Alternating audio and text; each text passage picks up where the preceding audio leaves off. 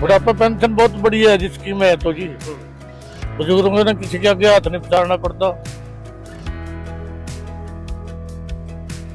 बहुत बढ़िया पेंशन है रिया, अच्छा बढ़िया काम है रिया सरकार का, और इससे पर सरकार ना कभी आई ना कभी आने की।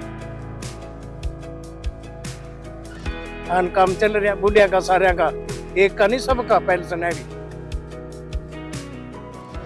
बुजुर्ग आदमी नू किसी बात नहीं पसारना पड़ता, बच्चे ਨੂੰ तंग नहीं करना पड़ता, पैसे मिल जा, दवाई बुट्टी टाइम पर करने। हरियाणा में सबसे ज्यादा सामाजिक सुरक्षा पेंशन दी जाती है, जिसे हाल ही में 3000 रुपए से बढ़ाकर 3200 रुपए मासिक किया गया है। 10 फरवरी 2026 को बुढ़ापा, विधवा, दिव्यांग और अन्य सामाजिक सुरक्षा पेंशन योजनाओं के तहत 1098 करोड़ रुपए जारी किए गए हैं, जिससे 34.14 लाख लोगों को सीधा लाभ पहुंचा है। वहीं सरकार की बुढ़ापा पेंशन से लाभान्वित बुजुर्गों का क्या कुछ कहना है, सुनिए उनकी जुबानी। बहुत ही बढ़िया फायदा जी, ऐसा तो फिर कभी फायदा होया भी नहीं। दवाई बुट्टी टाइम पर करने, कोई चीज लानी करनी हो अपने टाइम पर कर ले जी, जो अपना बुढ़ापे का अपना दवाई बुट्टी का काम चल जा, अपने खाने पीने का काम चल जा, बहुत बढ़िया जी। सामाजिक सुरक्षा पेंशन न सिर्फ बुजुर्गों को आर्थिक तौर पर मजबूत बना रही है, बल्कि उनके सम्मान की रक्षा भी कर रही है। अब बुजुर्गों को अपनी दवाइयों के खर्चों के बारे में चिंता करने की जरूरत नहीं पड़ती, क्योंकि वो जानते हैं सीएम नायब सैनी उनकी जरूरतों का ख्याल रख रहे हैं। ये सम्मान दिया है बुजुर्गों को। 11 वर्षों में वृद्धावस्था पेंशन 1000 रुपए से बढ़ा करके ये 3200 रुपए मासिक किया है, 3200 रुपए मासिक। और इसी प्रकार हमने वृद्धावस्था पेंशन में सबसे ज्यादा 2200 रुपए की बढ़ोतरी की। सशक्त हरियाणा, मजबूत हरियाणा। मुख्यमंत्री नायब सैनी के कुशल नेतृत्व में हरियाणा में बच्चे हो या महिलाएं, युवा हो या बुजुर्ग, सबकी प्रगति और मजबूती के लिए योजनाएं बनाई गई हैं। देखिए, राहुल गांधी जैसे लोग जब किसानों पर चर्चा करते हैं तो मुझे हंसी आती है, क्योंकि इन्होंने कभी किसानी की नहीं, इन्होंने कभी खेती की नहीं।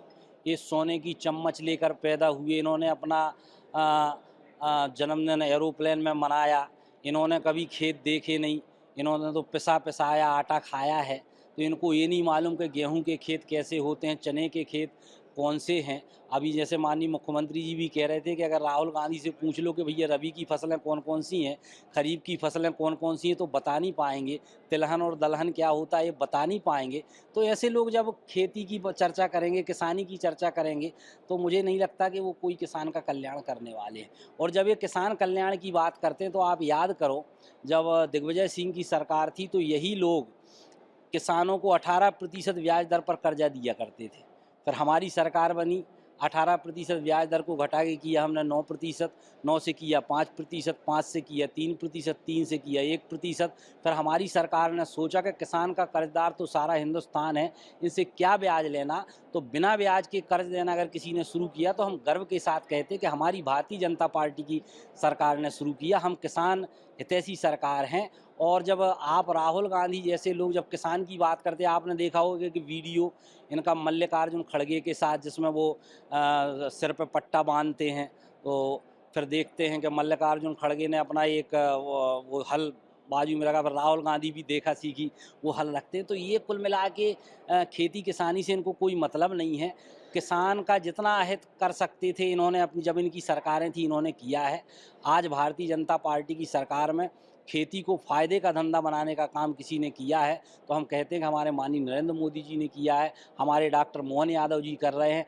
आज ही आपने देखा होगा मोहन यादव जी ने उड़द पर 600 रुपये बोनस देने का, समर्थन मूल्य बोनस देने की बात की, और सरसों पर भावांतर की बात उन्होंने की। तो निरंतर हम किसान के हित में योजनाएं बना रहे हैं। राहुल गांधी ने चैलेंज दिया है क्या बोलते हैं प्रधानमंत्री को कि भारत यूएस डील रद्द कर दिखाए।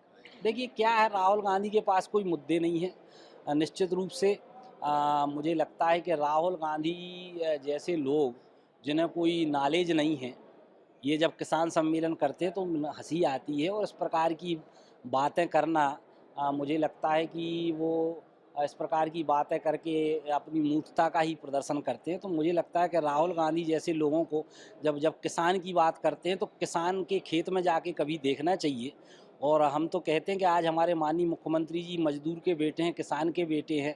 हमारे माननीय प्रधानमंत्री जी किसान के बेटे हैं, तो ये लोग किसान के बारे में जानते हैं। एक कहावत अपने बुंदेलखंडी में चलती कि जाके पैर ना फटी बिमाई, वो का जाने पीर पर आई। जिसने दुख देखा नहीं, तकलीफ देखा नहीं, वो किसानों के दर्द को क्या जानेगा। ये सोने की चम्मच लेकर पैदा होने वाले लोग इस देश में किसान के दर्द को नहीं जान सकते। तो मैं ये कहना चाहूँगा कि ये राहुल गांधी जैसे लोग कहीं ना कहीं जब किसान की बात करते हैं तो मेरे को ही हंसी नहीं आती, जनता को भी हंसी आती है। धन्यवाद। राहुल गांधी आज भोपाल आए, उन्होंने कई मुद्दों पर बात की है, खासतौर पर किसानों को लेकर जो अभी ट्रेड डील हुई है उस पर। देखिए, राहुल गांधी का ये अभी तक का इतिहास है, राजनीतिक चरित्र है कि वो हमेशा भ्रम की स्थिति निर्मित करके और कुछ भी आरोप लगाकर और एक तरह से स्वयं वो मजाक का पात्र बाद में बनते हैं। ये जो ट्रेड डील की बात वो कर रहे हैं, इस ट्रेड डील से भारत के हित पूरी तरह से सुरक्षित है और इस ट्रेड डील से भारत को कितना बड़ा फ़ायदा हुआ है ये शायद राहुल गांधी की समझ में नहीं आ रहा है। आज जब 50% टैरिफ हुआ तो हमारे देश के अनेक इंडस्ट्री हैं जिनका निर्यात तेज़ी के साथ घट गया और जिससे निर्यात जब कम होगा आपका तो आपके उद्योग कारखाने बंद होंगे, फिर लोग बेरोजगार होंगे। अनेक सेक्टर में आज भारत आत्मनिर्भर है, चाहे वो टेक्सटाइल का सेक्टर हो, चाहे फार्मा का सेक्टर हो। ऐसे अनेक सेक्टर हैं जिन सेक्टरों में हम निर्यात कर रहे थे। अब जो डील की बात हुई है वो मात्र 18% टैरिफ पे है, जो कि सबसे कम है। वियतनाम से जो टैरिफ है वो 20% है। चाइना के साथ जो टैरिफ है अमेरिका का वो 35% है। आज हमारे बाज़ार में सबसे बड़ी चुनौती हमारे सामने चाइना से है। अब चाइना के प्रोडक्ट पे 35% टैरिफ होने से अमेरिका में, तो जो चाइना के प्रोडक्ट अमेरिका जा रहे थे तो उनको तो 35% टैरिफ है, हमें तो 18% टैरिफ है।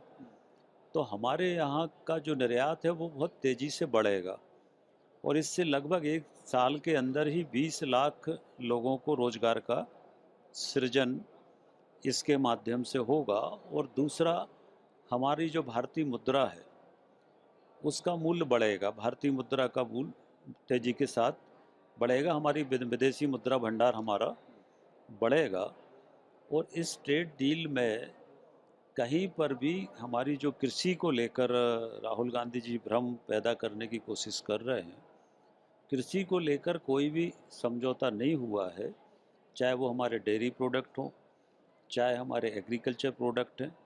इसमें किसी भी प्रकार का कोई समझौता इस डील में नहीं हुआ है। सिर्फ जो हमारे यहाँ प्रोडक्ट है उनका जो निर्यात है, और जैसे ही ये समझौता हुआ तो एकदम हमने देखा कि बाज़ार के अंदर जो सेंसेक्स है वो तेज़ी के साथ आगे बढ़ा।